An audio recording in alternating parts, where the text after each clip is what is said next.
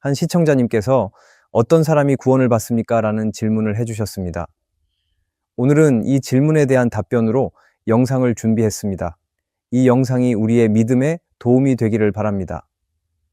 구원은 어떤 사람이 받을까요? 많은 그리스도인들이 한 번쯤 진지하게 고민해 본 질문일 것입니다. 교회를 다니는 사람, 예배에 참석하는 사람, 착하게 사는 사람, 혹은 예수님을 믿는다고 말하는 사람, 이 중에 누가 진짜 구원받은 사람일까요? 어떤 사람은 어릴 적 교회 다녔고 세례도 받았으니 나는 구원받았다고 말합니다. 또 어떤 사람은 나는 부족하지만 하나님은 사랑이시니까 결국 나를 버리시진 않으실 거야 라고 생각합니다. 또 누군가는 조용히 신앙생활을 이어가며 마음속으로 묻습니다. 내가 정말 구원받은 사람인가? 내 믿음은 진짜인가? 이 질문은 단순히 교리적인 문제가 아닙니다. 내 인생의 방향, 내 삶의 의미, 내 영혼의 운명을 가르는 깊은 물음입니다. 겉으로는 잘 믿는 것처럼 보여도 마음 깊은 곳에서 확신이 없다면 그 신앙은 쉽게 흔들리게 됩니다. 그래서 어떤 사람은 확신을 붙들기 위해 애쓰고 또 어떤 사람은 자신을 자책하며 두려움에 사로잡히기도 합니다. 우리 모두는 하나님 앞에서 구원받은 자로 서기를 원합니다. 하지만 구원은 단순히 종교적인 행위나 형식으로 보장되는 것이 아닙니다. 내가 뭘 했는지가 아니라 하나님 앞에서 내 믿음이 어떤 것이었는지가 더 중요합니다. 그 믿음이 말에만 머물렀는지 아니면 내 삶을 바꾸는 힘이었는지는 결국 하나님께서 아십니다. 오늘 이 말씀을 통해 누가 구원받는 사람인지, 예수님을 믿는다는 고백이 어떤 의미를 가지는지, 그리고 하나님께서 마지막 날에 어떻게 우리의 믿음을 보시는지를 함께 생각해 보려 합니다. 우리의 믿음을 정직하게 돌아보고 하나님 앞에서 흔들림 없이 설 수 있는 은혜를 함께 구하는 시간이 되기를 바랍니다. 첫째, 고백은 믿음의 시작입니다. 구원에 대해 생각할 때 많은 사람들이 가장 먼저 떠올리는 것은 예수님을 믿는다고 입으로 고백하는 일입니다. 실제로 많은 사람들이 이렇게 말합니다. 나는 예수님을 믿는다고 말했고 세례도 받았으니 구원받았다. 물론 입으로 고백하는 일은 분명히 중요합니다. 하나님께서도 우리의 고백을 소중하게 여기십니다.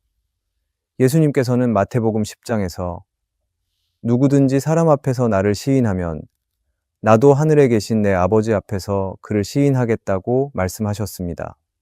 그리고 사도행전 16장에서 간수가 어떻게 해야 구원을 받을 수 있느냐고 물었을 때 바울은 주 예수를 믿으라 그리하면 너와 네 집이 구원을 받는다고 말했습니다. 고백은 구원의 문을 여는 중요한 시작입니다. 그런데 어떤 사람들은 이 고백만으로 구원이 완성되었다고 생각합니다. 마음으로는 믿지 않으면서도 한번 예수님을 믿는다고 말했기 때문에 구원은 끝났다고 여기는 것입니다. 하지만 성경은 그렇게 말하지 않습니다. 로마서 10장 9절에서는 이렇게 말씀합니다. 네가 만일 내 입으로 예수를 주로 시인하며 또 하나님께서 그를 죽은 자 가운데서 살리신 것을 네 마음에 믿으면 구원을 받으리라. 성경은 입으로 예수님을 고백하는 것과 함께 마음으로 믿는 것이 있어야 구원이 이루어진다고 말합니다. 물론 입술의 고백은 중요합니다. 하지만 입술로 예수님을 말하는 것만으로는 충분하지 않습니다. 하나님은 우리의 말뿐 아니라 마음도 보시는 분입니다. 예수님을 마음으로 믿는다는 것은 단지 그분이 계시다는 것을 아는 것이 아니라 그분이 나의 죄를 대신해 죽으셨고 다시 살아나셨으며 지금도 나를 다스리시는 분이라는 것을 받아들이는 것입니다. 그리고 이 믿음은 마음속에만 머무르지 않고 삶의 모습으로도 나타나야 합니다. 요한복음 3장 36절에서는 아들을 믿는 사람은 영생을 얻지만 아들을 순종하지 않는 사람은 영생을 보지 못한다고 말합니다.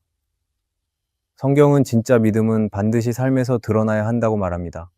또 마태복음 7장 21절에서 예수님은 나더러 주여 주여 하는 사람마다 천국에 들어가는 것이 아니라 하나님의 뜻대로 사는 사람이 들어간다고 말씀하십니다. 성경은 말로 주님을 부르는 것만으로는 충분하지 않고 그 고백이 실제 삶에서 이어져야 한다는 것을 말합니다. 결국 구원은 입술의 고백에서 시작되지만 마음의 믿음이 함께 있어야 합니다. 하나님은 우리가 말한 고백만 보시는 것이 아니라 그 고백이 진짜인지 내 마음과 삶이 그 고백을 따라가고 있는지를 보십니다. 그래서 우리는 예수님을 믿는다는 고백이 지금도 내 안에서 살아있는 고백인지 진심으로 주님을 믿고 따르고 있는지를 늘 돌아보아야 합니다. 우리가 고백은 믿음의 끝이 아니라 시작이라는 것을 기억하기를 바랍니다. 둘째, 믿음으로 사는 것은 무엇인가입니다. 우리가 생각해 보아야 하는 것이 있습니다. 그것은 믿음으로 살아간다는 것이 무엇을 뜻하는가입니다. 단지 말로 믿는다고 고백하는 것을 넘어서 실제 삶에서 믿음으로 살아가는 것은 어떤 모습일까요? 믿음은 입으로만 하는 고백이 아니라 살아가는 방식에서도 나타나야 한다는 것은 알고 있지만 구체적으로 믿음으로 살아간다는 것은 무엇일까요? 그것은 바로 예수님을 닮아가는 삶의 과정을 뜻합니다. 우리가 하나님을 믿는다고 고백한 순간부터 우리의 삶은 조금씩 달라지기 시작합니다. 모든 것이 단번에 바뀌지는 않지만 예수님을 따르고 싶은 마음이 생기고 잘못된 길을 피하고 싶은 마음이 생기며 하나님이 기뻐하시는 삶을 살고 싶다는 바람이 마음속에서 자라나게 됩니다. 물론 우리는 때때로 거룩하지 못한 모습을 보일 수 있고 죄를 짓기도 합니다. 하지만 믿음이 있는 사람은 그런 자신의 연약함에 낙심하면서도 하나님을 놓지 않습니다. 내가 하나님 없이는 살 수 없는 존재라는 걸 알기에 오히려 더 하나님께 매달리게 됩니다. 그리고 믿음이 있는 사람은 말로만 하나님을 믿는다고 하지 않습니다. 입술의 고백이 끝이 아니라 그 고백대로 살아가기를 바라며 삶 속에서도 하나님을 바라보려 노력합니다. 예수님께서는 나무와 열매에 비유해 말씀하셨습니다. 좋은 나무는 좋은 열매를 맺고 나쁜 나무는 나쁜 열매를 맺는다고 하셨습니다.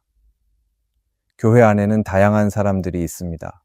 겉으로 보기에는 비슷해 보일지라도 그 사람이 어떤 나무인지, 진짜 믿음이 있는 사람인지는 결국 삶의 열매를 보면 알 수 있습니다. 우리가 가져야 할 믿음은 크고 대단한 것이 아닙니다. 누군가를 용서하려는 마음, 작은 순종, 내 욕심을 내려놓고 다른 사람을 먼저 생각하는 태도, 이처럼 작아 보이는 변화들이 모여 우리를 점점 예수님을 닮은 사람으로 이끌어 갑니다. 믿음은 그렇게 조용히 그러나 분명하게 자라납니다. 반대로 예수님을 바라보지 않고 예수님을 닮아가려는 마음이 없는 믿음은 결국 자기중심적인 믿음에 머물게 됩니다. 겉으로는 신앙생활을 하는 것처럼 보이지만 중심에는 여전히 내가 있고 내 뜻대로 살려는 마음이 남아있게 됩니다. 그러나 참된 믿음은 예수님을 마음에 모신 사람의 삶을 조금씩 바꾸어 갑니다. 그리고 그 변화는 결국 구원의 열매로 드러나게 됩니다. 그래서 우리는 오늘도 돌아보아야 합니다. 나는 지금 예수님을 닮아가고 있는가? 내 삶의 작은 변화들이 이어지고 있는가? 성화는 완벽함을 의미하지 않습니다. 하지만 믿음이 있다면 삶이 조금씩 바뀌게 되어 있습니다. 그것이 바로 살아있는 믿음이며 하나님께서 기뻐하시는 믿음입니다. 우리가 입술로 끝나는 고백이 아니라 믿음으로 사는 신앙이 있기를 바랍니다. 셋째, 나는 구원받을 수 있을까입니다. 우리는 지금까지 믿음은 입술의 고백에서 시작되고 그 고백이 진짜라면 삶의 변화로 드러나야 한다는 이야기를 나누었습니다. 그런데 여전히 마음 한편에는 이런 생각이 남을 수 있습니다. 내가 지금 잘 믿고 있는 걸까? 내가 정말 구원받은 사람일까? 혹시 나는 스스로를 속이고 있는 건 아닐까?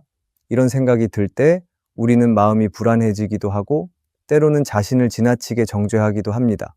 하지만 성경은 우리에게 분명하게 알려줍니다. 구원의 최종 판단은 우리가 아니라 하나님께 속해 있다는 것입니다. 사람들은 겉모습만 보고 판단하지만 하나님은 마음의 중심을 보시는 분입니다. 누군가는 겉으로 보기에는 믿음이 좋은 것처럼 보일지 몰라도 하나님은 그 마음을 아십니다. 또 누군가는 외적으로 부족해 보여도 그 안에 있는 진심을 하나님은 아십니다. 예수님께서도 말씀하셨습니다. 심판은 아버지께서 아들에게 맡기셨고 마지막 날에 각 사람의 행한 대로 갚으실 것이라고 하셨습니다. 하나님은 결국 모든 것을 바르게 판단하십니다.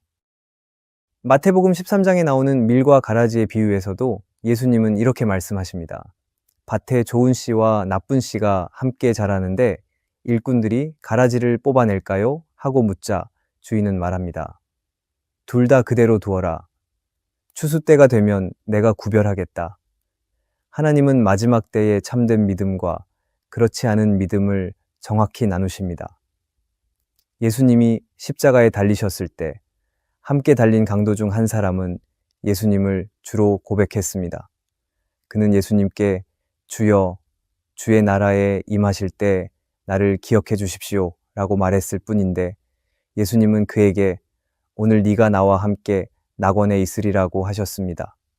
그의 삶에는 어떤 행위도 성화의 흔적도 없었습니다. 하지만 마지막 순간 진심으로 예수님을 주로 믿고 고백했기 때문에 그는 구원받았습니다. 이처럼 구원은 은혜로 주어지는 것이며 하나님께서 마음을 보신다는 사실을 보여주는 장면입니다. 그러나 반대의 예도 있습니다. 마태복음 7장에서 예수님은 이렇게 말씀하십니다. 나더러 주여 주여 하는 자마다 다 천국에 들어갈 것이 아니요 아버지의 뜻대로 행하는 자라야 들어가리라. 그날에 많은 사람이 주여 우리가 주의 이름으로 예언하고 귀신을 쫓아내고 많은 권능을 행하지 않았습니까? 라고 말하지만 예수님은 그들에게 나는 너희를 도무지 알지 못한다고 하십니다. 입으로 주를 부르며 대단한 일을 했다고 말하지만 주님과의 관계가 없었기 때문에 하나님께 인정받지 못하는 것입니다. 이 두 이야기는 우리에게 중요한 교훈을 줍니다. 우리는 다른 사람을 판단할 수 없고 나 자신도 내 믿음을 완전히 판단할 수 없습니다. 그래서 우리는 늘 겸손하게 믿음을 지켜가야 합니다. 나는 괜찮다고 쉽게 생각하지도 말고 나는 안 된다고 낙심해서 포기하지도 말아야 합니다. 우리가 할 일은 믿음을 지키려는 마음을 놓지 않는 것입니다. 실수할 수도 있고 흔들릴 수도 있습니다. 그러나 중요한 것은 다시 돌아서려는 마음이고 다시 주님을 바라보는 태도입니다. 하나님은 우리의 중심을 보시는 분이시며 그 믿음이 자꾸 흔들려도 진심이면 결코 외면하지 않으십니다. 결국 마지막 날 내가 구원받은 사람인지 아닌지는 하나님께서 판단하실 것입니다. 하나님은 공평하시고 거짓이 없으신 분입니다. 구원은 내가 결정하는 것이 아니라 하나님께서 말씀해 주시는 것입니다. 그래서 우리는 오늘도 겸손하게 믿음을 지켜야 합니다. 그리고 그 믿음이 말이 아니라 삶으로 이어질 수 있도록 하나님을 붙들고 걸어가야 합니다. 우리가 예수님을 믿는다고 고백하는 것은 어렵지 않습니다.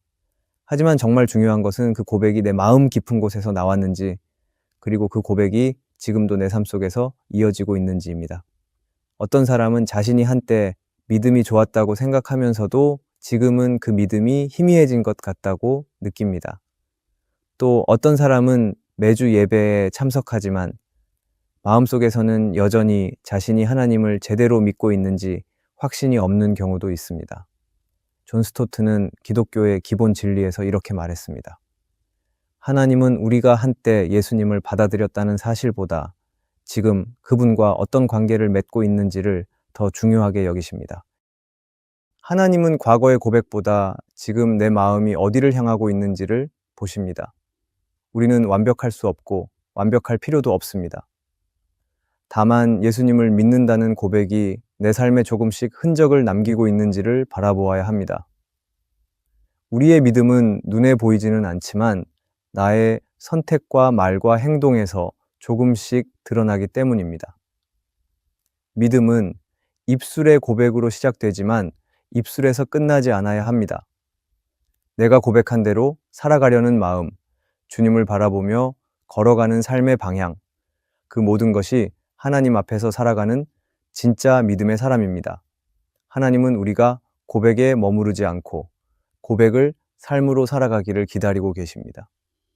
오늘도 믿음의 길을 걸어가기를 바랍니다.